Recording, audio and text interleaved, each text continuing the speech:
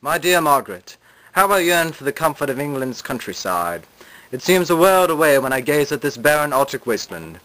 My crew and I can progress no farther. The ship has reached an impasse, trapped in a plethora of icebergs. Nonetheless, I would not have you worry for me, for we may yet find a way out of our quandary. A most peculiar thing has happened. We found a man adrift on an iceberg, one who is desperately ill. He will not speak, yet I have a great desire to know how he came in such an inhospitable region.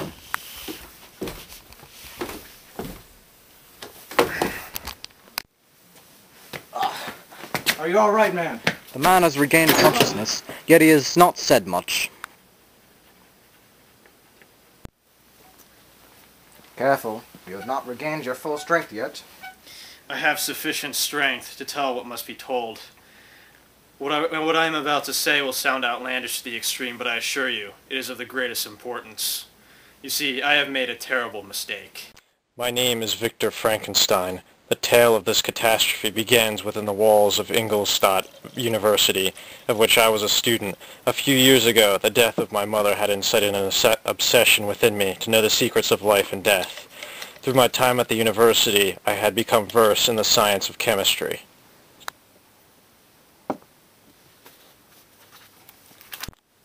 One day I reached the end of my quest. I gathered the parts of a corpse and attempted to induce life within them. I succeeded beyond my wildest dreams, yet when I beheld my creation, I was filled with horror.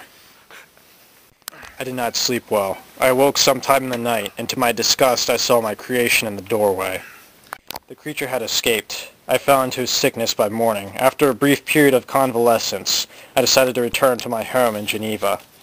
Before I commenced my journey, I received a letter from my father. To my dismay, it said that my brother, William, was murdered. I went home with all haste.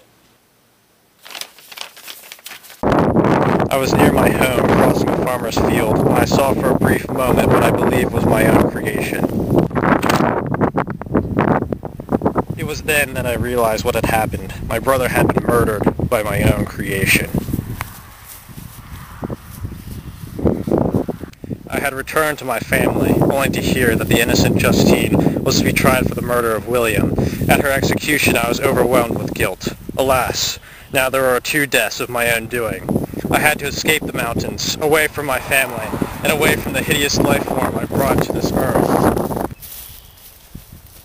Creator, at last we meet. I must speak with you. I have no desire to trade words with you, fiend. If you will have no more suffering brought to your family, you will hear me out. Very well. I will hear what you have to say. Then come with me.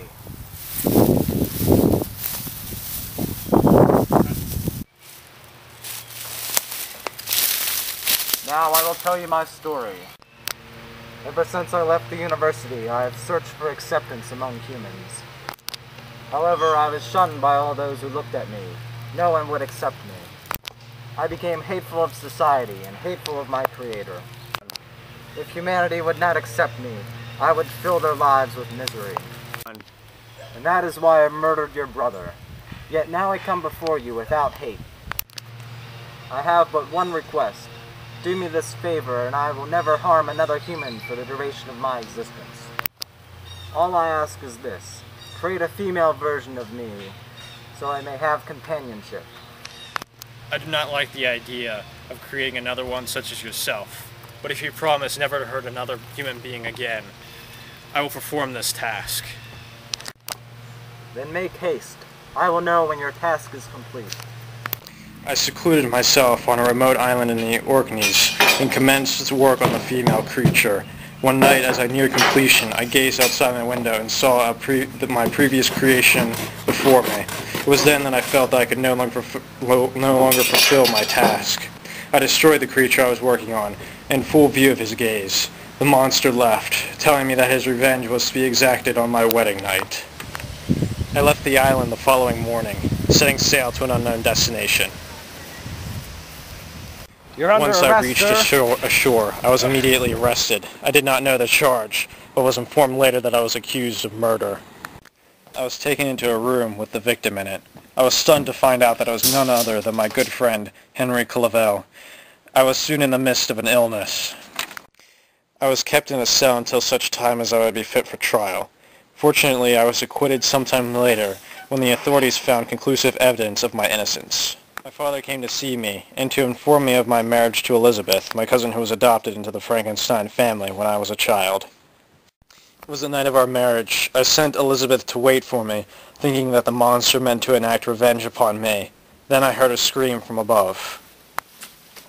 As I stared at the corpse of my bride, I realized what the monster had meant when he said how he was to exact his revenge. At that point, I vowed to destroy the creature that I had made, and I would not rest until my task was complete. After what seemed like a lifetime of searching, I finally caught up with the creature in the glaciers of the Arctic. As I stared at him, as he stared at me. However, as I neared him, the ice broke, and I was cast adrift. For days, I drifted on an iceberg without provisions or hope of rescue. And that is how I came onto these lands. You, my friend, must promise me something. Should you ever come across the creature of which I speak, you must destroy him. You must destroy him. Those were the last words of Victor Frankenstein. He died a few days later, and I was left to contemplate his story. Several days later, I found the horrid monster inside the room that held the corpse of Frankenstein. He looked at me with the deepest sadness. When I saw that, I did not mean to assail him. The monster spoke to me. These were his words. I have suffered all my life. I have walked the earth in search of companionship, but I could only find rejection.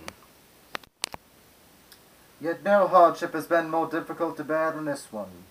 Nonetheless, now that my creator is dead, I too can end my suffering. I will travel to the northernmost region of this land to die. Perhaps in death I will find the peace that eluded me in life.